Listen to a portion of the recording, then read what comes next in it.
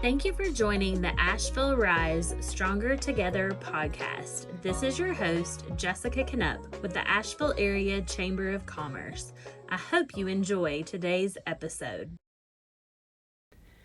Today we are continuing on with our Women Who Lead Building Community Through Business, and I have the pleasure of having Laura Jorgensen here with Fuel Goods. And I was connected with you and Courtney through Venture Asheville, and y'all have been such a wonderful partner with our organization, and we just appreciate it so much. But even more, I love when you send me all of the amazing things that you guys are doing, and I can pass it along to communications to push it out. But we're just so thrilled to have you here, but then also to see your success and your growth. It's just been amazing. Oh, no. I mean, it is such a pleasure to be here, and I'd say it goes right back at you, because I feel like the Chamber, Venture Asheville, all of the components here have been so pivotal to what we're doing, and it's just an amazing community to be a part of. I've lived a lot of different places, and Asheville is special for a lot of different reasons, but one of them is the business community that's here. It is just awesome to be a part of. It's truly everyone wants to help each other grow, which is so hard to find. It really is, because a lot of people are like, oh, well, if we're in the same industry or we're doing the same thing, like, we can't work together. Yeah. But not here. No, not here. It's not transactional, right? Like, I feel like people network for transactions. People do, it's quid pro quo in mostly everything. That's not what it's like here. People just want to help each other because they want to help each other, and like rising tides raise all ships, right? And like we walk that talk here, which I absolutely love. Yes. So tell us about how Fuel Goods kind of came about, where you guys started. I mean, you kind of there's a whole story. Yeah, we have a whole backstory. So I was doing corporate finance and analytics for Royal Caribbean in South Florida. Started to get into endurance sports casually, and then because I don't do anything casually, with a lot more determination. And while I was there, I got offered a contract to go race bikes professionally, and I was like, yeah, that sounds cool, but I mean, even then, like 10, 15 years ago, like, women in sport make nothing. Right. And I had a good career, and I was like, I don't really want to leave that. And I was going back and forth. I had an incredible boss at the time. He's like, you should really go do this. He goes, if you stay here for the rest of your career, they'll give you a watch. Like, it's just like, he was very real about it. He's like, and if you go do it and you hate it, you will have a job when you come back. And I was like, so it was like a no-risk situation. And all that was left to do was figure out how I was going to make some extra cash. So started an e-commerce business. That was the start of the subscription boxes, the runner and rider box. Like, I think a lot of great businesses are started out of necessity. And that's kind of like what it was. And that second season I was racing, I met Courtney. She was my teammate at the time, and quickly was like, do you need help? And I was like, yes. Actually, I do. Thank you. That would be fantastic. So she jumped in right, like, early days, helped launch the rider box. We've been, like, and it just worked because we were on the road racing all over the place, but we were always together, so we could like run the business from all over the world. I mean, it was really incredible. How cool. And then we kept racing. I loved it. It really was beneficial for the business because you're in the community, you know what's going on. Like, part of the job was sourcing product. What better way to do it than like be in it? Not sitting behind a desk. Exactly. And every year that got harder and harder. Like, as we grew, trying to race and do it all was really challenging. Then COVID hit, which was like a natural stop to all racing. We really put our heads down. The business grew a lot, and I knew I was never going to go back to racing after that. Like, I don't even think it would have been possible. Right. And we had like kind of a fork in the road because the business we built wasn't necessarily built for scale. Like, it was a very cool business, but we weren't like, oh, we're going to try to like blow this thing out of the water and be a huge national brand. So we took a step back. We're like, well, what do we really want? What does our customer really want from us? And I guess it's probably important to say the subscription box we had was like a discovery tool for people to find nutrition. What might work for them. Where the huge gap was then once they got to try it from us, they still had to go out to like individual vendors to go get more, which is really kind of frustrating. Yeah, because that's an extra step. And like, what if I don't... and the channels that are available, you could only get it in like full-size boxes or tubs. Like they didn't have the variety that the consumer wanted. Right. So we're like, well, what if we just built an entire sports nutrition marketplace? People could come shop a la carte, they could get whatever they wanted. If they found something they liked in a box, they could go get more. Right. Like a holistic solution to sports nutrition and fueling. And I looked at her, I was like, do we really like want to do this, like to jump in the deep end and like start like reimagining, dreaming, building something like that? Like, you know, we're talking about like, I mean, there's no wrong size of your dream, but like we're talking about one was like here and now we're going here. Right. And we both decided, yeah, let's do it. Yeah. So we shifted gears, we raised a seed round, we launched Fuel Goods in 2020, I guess at the end of 2023, so really 2024. Yeah. And now we're flying. Yeah. That is amazing. Well, I mean, as you guys have grown, I mean, I know you've learned things you would maybe do a little differently, or like what is that, especially like with the two of you, like how does that like dynamic work? Yeah, people ask us all the time, because like Courtney and I are so close. And sometimes that can be really good, and other times that can be really bad. It's like a double-edged sword. I think having raced at a very high level with Courtney, I mean, we have like been forged by the fire. Any hard, challenging thing that you can imagine in business, we've done very, very hard, challenging things, which were like probably a lot more emotionally driven, because like racing is your entire passion. You're like on the edge of your body's capability, which makes fuses very short and very challenging. I mean, just think racing with international teammates from a bunch of different cultures, so like behavior patterns, like even all that. Like the EQ stuff we figured out far before we ever had a business together, so that's super helpful. That's great. We excel in very different things, which I think if you were ever going to like go get a co-founder out on the street, that's what you want, right? Like you want absolutely complementary skill sets. A lot of people don't like that because they like people who think like them, right? So they get someone just like them, because it's like easier. It's easier, you know? It's easier on the get-go, and then it's so much harder. Like her and I couldn't be more different in like the best of ways, so that's why it works. Like I have the full like analytical, like I will data you to death, where she's more, her ability to manage and work with people so much better than mine. I'm like, Courtney, you be the face. It's actually interesting that I'm here. Why am I here? But we take on really different pieces of the business, and that's always like she owns hers, I own mine. We don't like cross over. Not that we don't provide each other very helpful feedback, and like I couldn't do it without her feedback.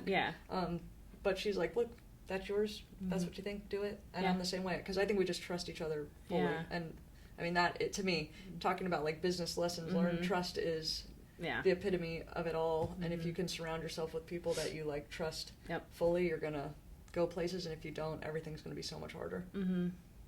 So now that you guys are, obviously very much immersed in Asheville, like what does the business like look like now? Like where are we at? We are. We have our own. I said we, like part of it. So there's a lot that shifted post Hurricane Helene. So pre Hurricane Helene, we used a 3PL. We had offices here, but it was all just like administration staff.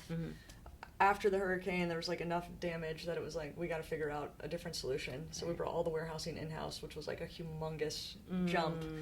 We planned to make that shift in 2026 and ended up making it in like early 2025, which was like a very big change in business strategy. It like stretched us, it pushed us, and it's been really, really good. So now we ship out of our own facility to, I mean, all 50 states, APOs, anywhere that's like got a U.S. address, we ship to customers all over the country.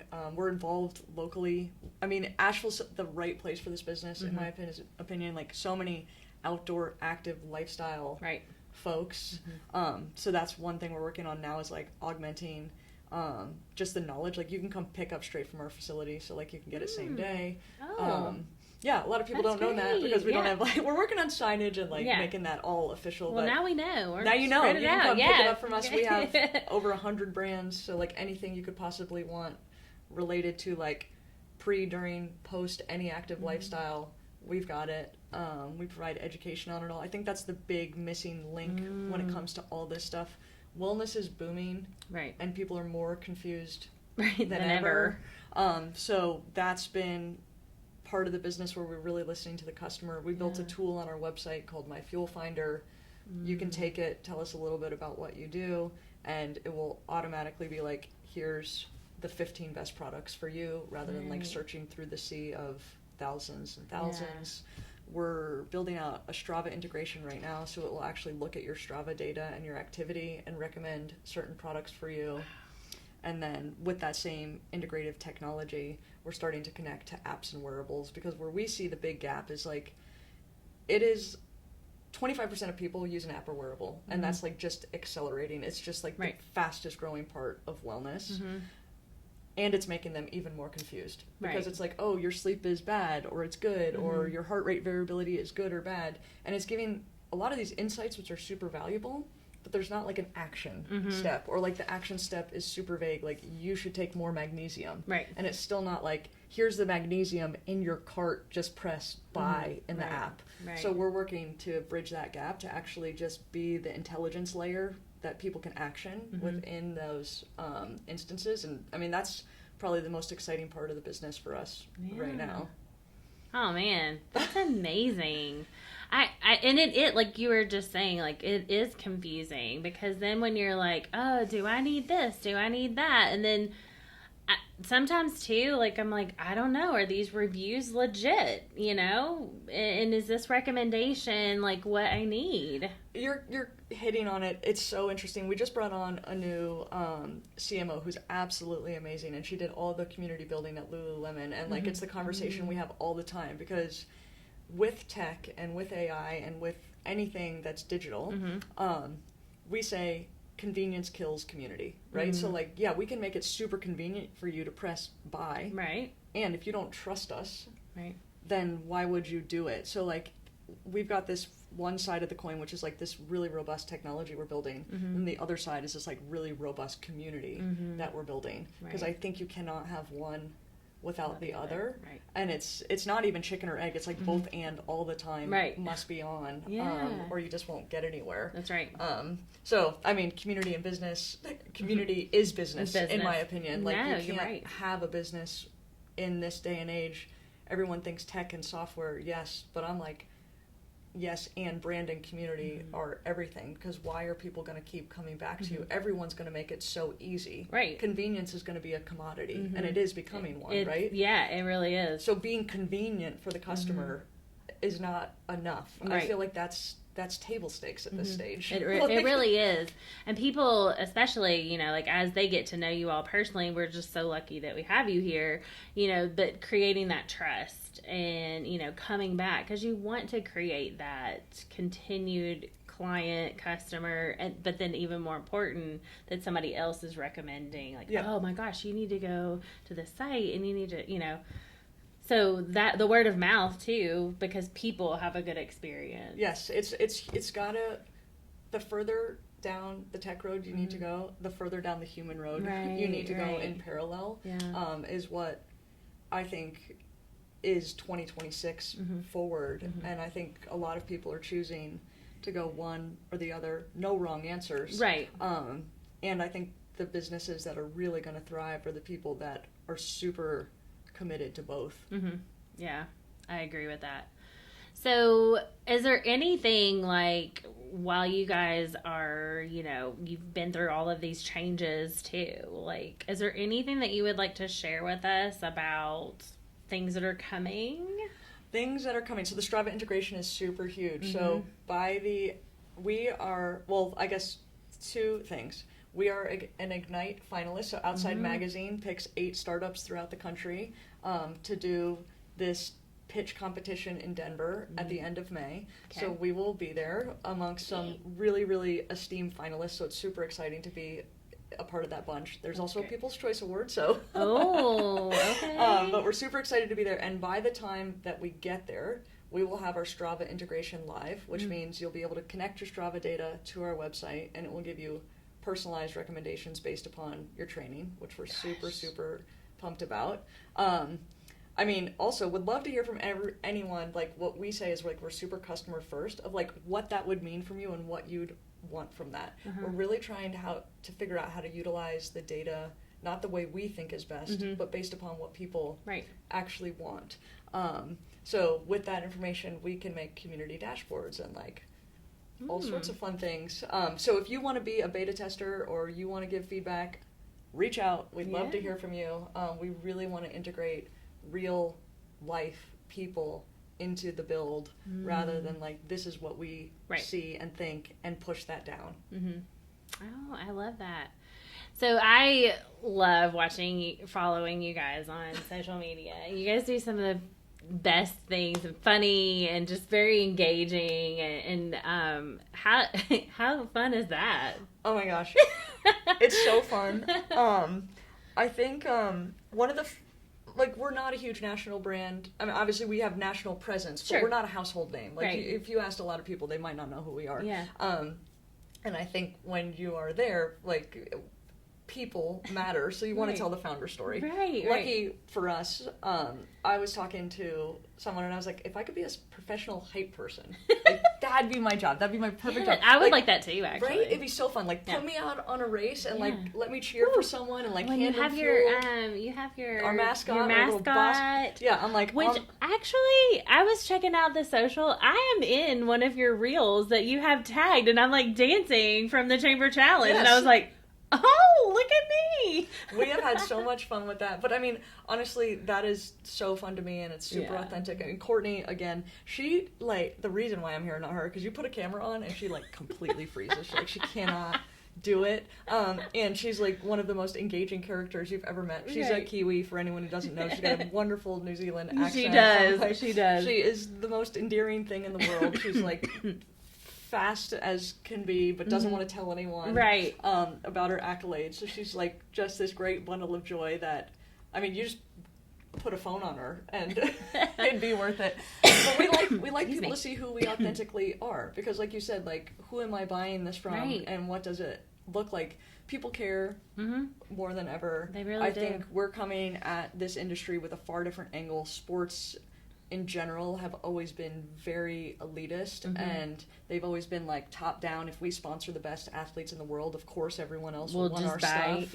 Where we're like, well, that's like 1% of the market, and meanwhile everyone else is there like, well, I got 2 kids and I'm like doing a ton of stuff, and I'm not trying to win Boston, so like what does that mean for me? Right. So we're just trying to create a space that's like way more fun, way more approachable, like social media fun. We like to make people see the people behind the brand and realize it's okay to be at step 1 on your journey, step 10, step 100, wherever you are, we want to meet you there. And social media is the best way to kind of show who we are.